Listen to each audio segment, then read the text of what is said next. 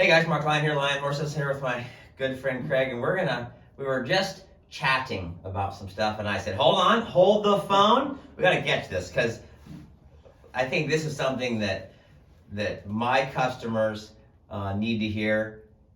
You know, there's times. All customers. Horse people in general. Yes. So we were talking about having goals, and a lot of times when we go to a clinic, you know, you'll say, hey, what do you want to work on? And they go, oh, I just want my horse to get better. And riff on that for a second, because what you were saying was like gold. Well, and I hate to say this to people, I don't even feel bad, but like, if I'm teaching a clinic and you say, I just want my horse to get better, I glaze on by you, ask next person, what would you like to do? I want my horse to side pass up to the mounting block. We can get that before you go home. Next person. I want my horse to stop better. We can get that better. That person says, oh, I just want to get better.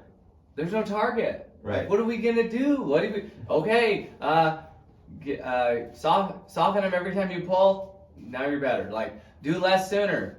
You'll be better for it. Like, and I think you won't feel the change. Right. You can just, if you just come to a clinic and you sit on your horse and ride around, by the end of the day, even if you're not trying, he's going to be better just because you. How often do you sit on him for 3 hours straight? It's good for him. Yeah. Like, it's nice to do. Yeah. We're not good at doing that. We got to be at a branding or a clinic, or we're probably not going to sit on our horse for 3 hours at home. Yeah. But it's like, I get what they mean. They've read stuff, they've watched videos, and they're like, oh, I just want to get better. And it's like, I was telling Mark, I talked to my interns last week, and I told them, you need a short list and a long list of things you want to get better. So make your long list. Here's all, I want to get better lead changes, spins, stops, channeling mustangs, whatever, be very specific. And you can make 30 things. Now I want you to go through and I want you to pick a maximum of 3. I even like better 1 or 2, and have this is what you really care about over the next year or 2. And as, say your spins, Mark uses a 1 to 10 scale a lot, sometimes 0 to 10 if you're bad enough. And if your spins right now are a level 2, when they reach a 5, that can come off your short list and you can pull something else on, because you might have other things on your long list that are a 3 and your spins were a 2, now they're 5. And then, so for me right now, I'm really focused on my spins and figuring out lead changes better. And I plan on that taking me between 1 and 3 years. And what I've told my interns, at any point you can change your short list. You can say, you know what? I just realized I don't care about spins. I want my horse to lay down. I want my horse to do liberty. That's fine. Switch it out. Boom. Kick it out. New thing in. But your target needs to be small enough that when you're watching YouTube and you're studying, and when Mark comes over and he spins his horse, I'm watching. If he does lead changes, I'm watching. And I'm trying to figure out what's going on. And then you'll see and feel that growth over a couple years. And if you got 7 things you're trying to get better, none of them get. You don't feel it. You feel like you're getting nowhere. Yeah, they're a half a point better on all 7, where you could have gotten 5 points better on 1 or 2 days. Well, I think what you do too is you jump around. You're working on spins one day, and then you get mad, and then you switch over to stops, and then you get mad and you switch over to lead changes. And that thing's getting better. Just pick something. Work on it for a year. Focus on, especially if you're a hyper-focused person, you focus on spins for a year, and you say, my stops are going to be what they are, my lead changes are going to be what they are, my counterparts are going to be what they are, but my spins in this year, when I go get lessons, I'm going to tell that guy, I want better spins, and that guy, whoever it is, will tell you everything he knows. Yeah. And so I think in a, you're talking about a year or 2. Man, I think if you focused on spins or lead changes in 6 months, you're going to double your. If you were a 2, you're going to be a 4. If you're a 4, you're going to be an 8. I mean, in 6 months, if you're focusing on that thing, it's going to be you're putting so much effort into that particular skill that it's going to give you a huge dividend. And then you can go, well, my stops were a 4, now they're an 8. That's good enough, because I got a whole bunch of other things that are still a 3 or 4. So now it can come off your short list, and now I want to work on spins, or now I want to work on lead changes. And I think, to your point, especially if you're a client with a horse, you and that horse in 6 months were, my thing, I'm working on me and how well I teach it. Right. So I switch horse. And so I totally agree with you. If you've got 1 or 2 or 3 horses at home, in 6 months, like they're going to be way better if you ride at least 3 days a week. Yeah. You know, we're kind of bring this around. We're talking about having goals. When you drop your horse off at the trainer, like, and I do this now. I have a deal. What do you want to focus on? And so if you come and you say, hey, I want my horse to be quiet. I want to trail ride my horse. Mm-hmm. And the next person comes over and they say, well, I want to go show stock horse. Mm-hmm. Well, I'm going to ride the ones that just want to trail ride differently than the ones that are going to show the stock horse. Because the stock horse one, it needs to perform a little bit like a sports car. It needs to be handy and quick and work a cow and slide stop and change leads and spin it around and roll back. And the person that's trail riding, they want one that's quiet. Yeah. They want to go down the trail, and if a turkey jumps out of the woods, their horse needs to go, or at least, even if it's a little spooky and it jumps like this, not run off. Yeah. So, you know, that's what they're looking for. They want quiet. The other person, they want performance. And another person, well, they want something else. And so if you come to your trainer and say, look, my goal for this horse is to get this, two things happen. Number one, as a trainer, I go, got it. You want to get to this. So I focus on trail obstacles, or I focus on maneuvers that you're going to use in the show. And then the other thing is if I know I'm going to work on whatever the horse needs. So if you're going to be, if you say, hey, I want to go trail riding and I want a bomb-proof trail horse, and I ride your horse for 2 weeks and I go, this thing is a time bomb looking for a place to go off, I'm going to call you and I'm going to go, Mr. and Mrs. Customer, your horse is probably not going to fit what you're looking for. Yeah. Now, if you want to, if you're emotionally invested in this horse, I will continue to work with it the best I can. But I'm telling you, if you want the biggest bang for your buck, I would see if you could find, like you're hoping your kid grows up to be a doctor, and it wants to be an engineer. So if you either need to adjust your expectations. You need to adopt a new kid. Yeah. No, and what's funny too, when you're talking about the difference in a stock horse and a trail horse, like I was at a rein trainer, friend of ours, I was getting a lesson the other day, and he said it's funny how different a horse acts outside the arena. He's like 100 feet away from where I ride him every day. I ride him over in the driveway.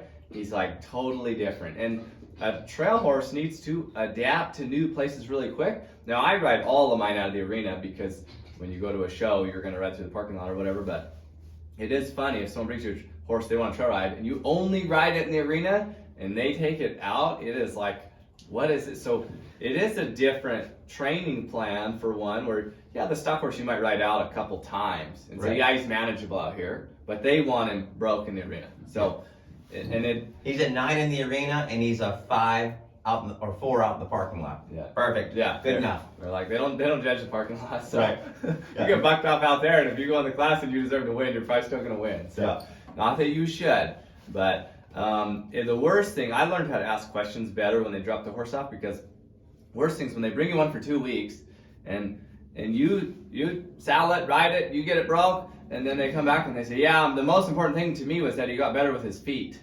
and the farrier can shoe him. And you're like, well, I mean, I think I've seen him a couple times, but like he's not ready to shoe, because most clients want us to get on, and they're like, hey, I'll get the feet good, don't worry about the feet.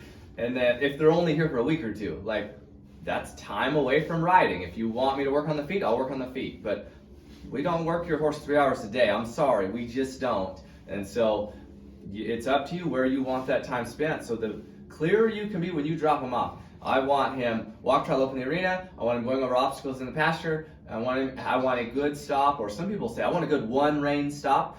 We don't teach a one rein stop, but if you tell me you want one, I will put it in there. Like, I do not care. It's your horse. And I had a lady say, she messaged me once, hey, my trainer won't ask my horse to lope off with the inside leg. She's like, I'm a barrel racer. I want to pick up the left rein, put my left leg on, and move the shoulder over and get the left lead. She's like, would you do that? And I was like, I don't care how you want me to do it. I can teach your horse the sky's yellow. I said, what? How do you get the left lead? Their left leg comes on by the front cinch. That's the left lead. I don't care. And she's like, well, this guy refuses and says it's bad horsemanship. Am I going to do it that way? No, not on my horses, but if you want... You better tell me when you drop it off, because no, I'm going to put my outside leg back and ask their hip to move in. But the shoulder moving out will create the same thing. I don't care. And so barrel horses have enough forward. If you set them up and just ask them, they're going to go. And they're going to pick up the lead their body's set up for most of the time. But it's like, I don't care. How do you want it done? Like, hey, I only want to send my horse in the trailer. I don't want to lead it in. We can do that. Yeah. But yeah, let them know. Like, be clear, have goals. If you don't have goals, don't be surprised when the trainer builds a horse they like to ride. Yeah. Like, because what else are they going to do? They just do what they do. Yeah. Do you have any stories like that where someone dropped one off, you did a bunch of stuff, and then they come and pick it up, and they're like, oh, I really wish this is good. And you're like, I wish I would have known that was what you. Well, yeah. A while, but there was a lady. She brought a horse, and I mean, it's a pretty nice. First of all, it's a well-bred reining cow horse, and so this thing's a little bit looky, and it wasn't bad, but it was a little, but it's like riding a Ferrari. I mean, this thing's got some moves, and I like horses that have moves, so I get it to move. Yeah. Like, we work a flag, we work a buttons cap. on there. Yeah, I'm like, this is so cool. We slide, stop, roll back, this and that. And this lady shows up, and she's like, yeah, I brought my granddaughter, because she's going to be the one riding the horse, and her granddaughter is shaped like an egg, you know, and I'm like, oh. You know, what's she gonna do when she rides it? Oh, there's one right on the pasture. And I'm like, ooh.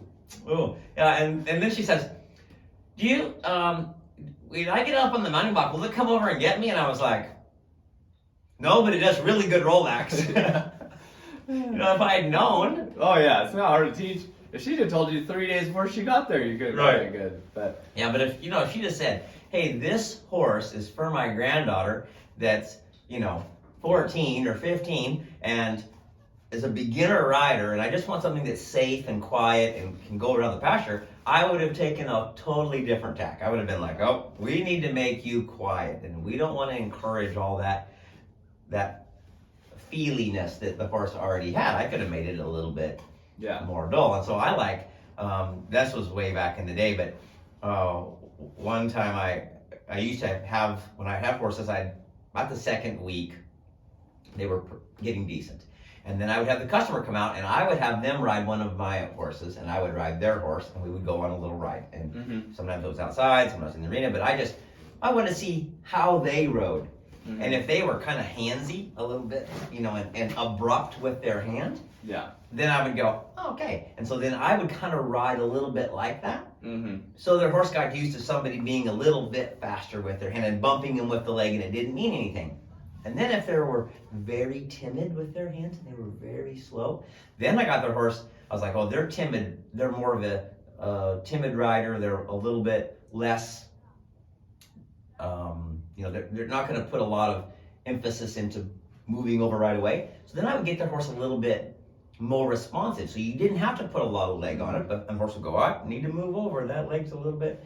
So I would get their horse more sensitive, because the more timid rider, they needed a horse that was more obedient and more responsive to their leg. And the horse and the rider that's kind of just bumping around there, they need a horse that's tolerant of that. And so I like to watch the customer ride it a little bit, and then I go, okay, now let me see if I can make that horse fit you better. Yeah, absolutely.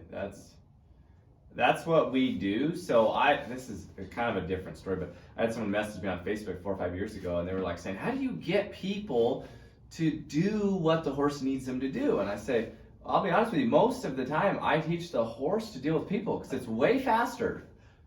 You imagine, how long does it take a person to get through school, basic school, 18 years? What do we expect from a horse? 30, 60, 90 days, you ought to be through your basics. They learn way faster because they're a lot simpler. And so I told her, so I'll be honest, I teach horses to handle humans, because it's faster, easier, and that horse can have a better life. And people just don't learn that fast. And she was like, well, that's just wrong. Horses should not have to deal with us. And I'm like, I didn't try to meet in the middle, but I'm not saying it's right or wrong. I'm just saying, hey, that's reality. We deal in reality. Yeah. If you want to deal in not reality and fantasy land, good luck. Yeah. I accept the world for what it is. I try to make it a little better, but it is what it is. Ought and isn't the same. Yeah. You know, I mean, we ought not to have to deal with bullying. Also, if you don't teach your kid how to handle a little bit of bullying, you're probably not doing them a good. You're not setting them up for success. Yeah, it's probably going to happen. So why don't you teach your kid to deal with bullies? Because there shouldn't be any. We should get rid of all bullies. Well, good luck. Oh, if that's your strategy, you need a different strategy. Good luck with that one. Yeah. Hope it works out for you. What if you and I only rode client horses at our best skill level? That would be a disservice to the horse and the client. Yeah. That's not our job. Like, we're the middleman. Yeah. I'm trying to get this horse to understand what this means and this means. And, you know, I honestly think a horse needs to deal with some not smoothness, and also it needs to learn to operate off of smoothness. And then now it's ready for both. Yeah. That horse is going to have a good life. Yep. And that's what I try to get when I'm doing my clinics.